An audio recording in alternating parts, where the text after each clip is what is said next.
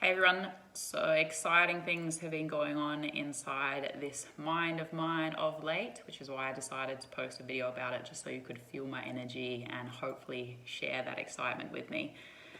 So recently I've been thinking about this idea of expansion and in particular how it pertains to love, because I think that love should be expansive and not restrictive. And what I mean by that is, are you becoming more open, more loving, more generous? Do you feel more liberated? Or are you becoming more closed? Is your life getting smaller?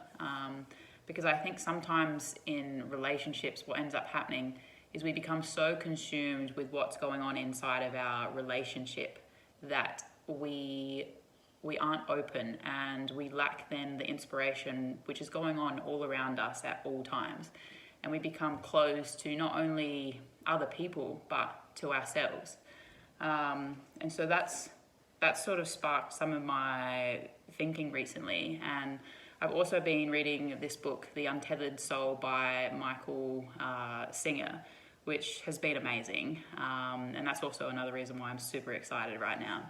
Because in the first chapter, it talks about how we have this thought, we have these thoughts inside of our heads that we have constant dialogue all the time.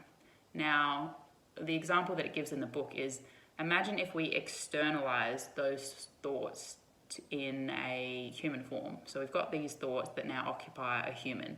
And imagine that this human form is your roommate, and so you're trying to watch TV and all of a sudden this roommate just keeps talking to you.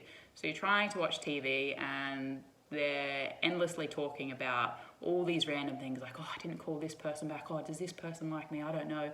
You can't concentrate on watching the TV. And if a person or if a roommate was saying those things to you while you're trying to watch TV, you would slap them in the face because it would be so annoying.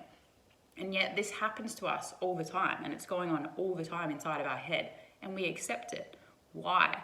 If someone was walking down the street and they were having these conversations with themselves, we would think they were fucking crazy. And yet we have these conversations with ourselves all the time, and we don't ever question why, or we don't ever question who are we actually having this conversation with. And the problem with these thoughts that this book kind of talks about is they consume us and they make us more closed. And so it talks about that in relation to our heart center or our chakras.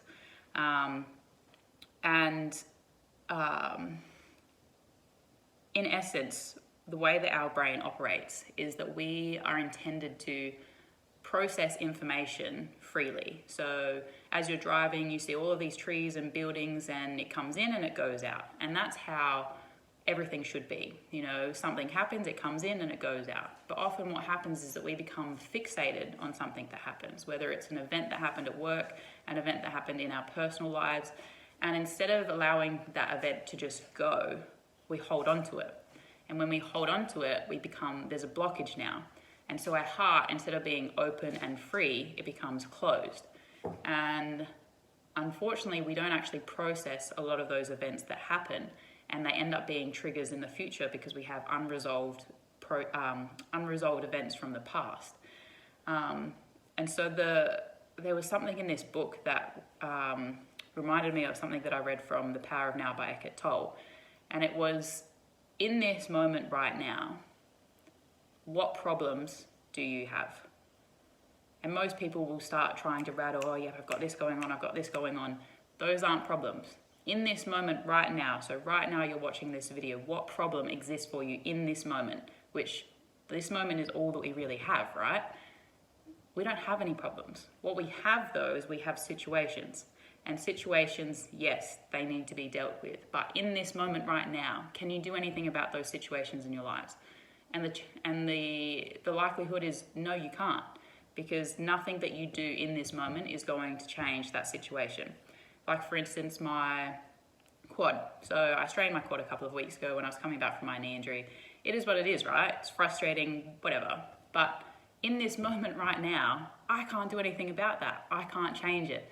So why worry about it? Why take this moment, which again is all that we ever have, and consume that with something that has happened in the past that I can't change? I can't make my body heal faster than it's going to heal. I can't actually change the outcome of that, and nothing that I do in this moment will change that. And I don't know, I feel like understanding that is a very liberating thing, because we do attach ourselves onto things that people have said or things that have happened to us, and we take that past and we bring it into the future, rather than just being like, oh yeah, this was said, I've acknowledged that this has been said and I'm letting it go, because you know what, it doesn't matter. It actually doesn't matter. But we hold on to things and we get stuck, and there's blockages within our heart. But this book talks about how we can become more open, because in essence, what are all of us? As human beings, we are all energy. And within all of us, we have this pure energy, pure consciousness. But the problem is that because when we become closed, we don't tap into that pure energy. We don't tap into that openness. And everything in our life becomes affected by it. But when we start to let go, when we start to become more open, when we start to become expansive, that's when we start to feel things like excitement and joy, and people feel it, you know, it's magnetic. I remember Abraham Hicks saying that the most charismatic people are the ones that are essentially in love with life, the ones that feel that joy in every single moment. You know, anytime that something happens, even if it's bothersome, they don't allow it to affect them in the moment, because it's already happened, it's gone, it's done. Why carry that energy into the future when it doesn't need to be there? So anyway, if you are looking for a really good book, I recommend The Untethered Soul. And so the questions that I guess I have for you are, what makes you more open? And when do you feel closed? When do you feel that tightening around your chest?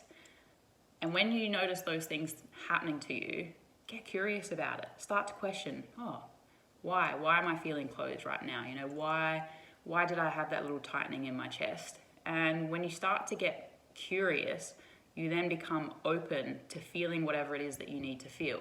When you allow those emotions to exist, when you create room for those emotions to exist, what you'll find is that they'll disappear a lot faster than if you suppress them and don't deal with them, which is often what a lot of us do, because we try to protect ourselves, because now we don't have as much physical stress in our lives, so we've created psychological stress for ourselves.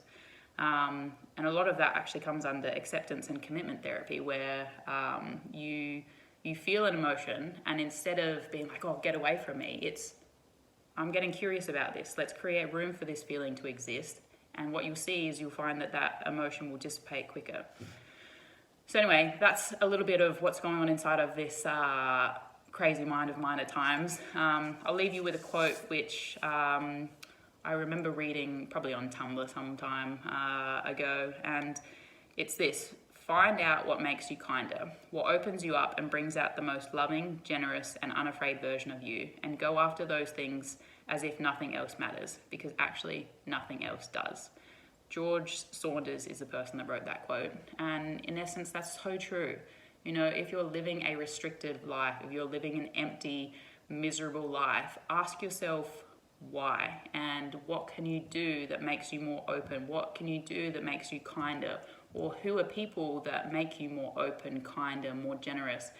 And find those people, embrace those people, keep those people close to you, because in essence that's what life's about. Life isn't meant to be miserable. Life isn't meant to be closed. Life is meant to be lived in an open, free and liberating way.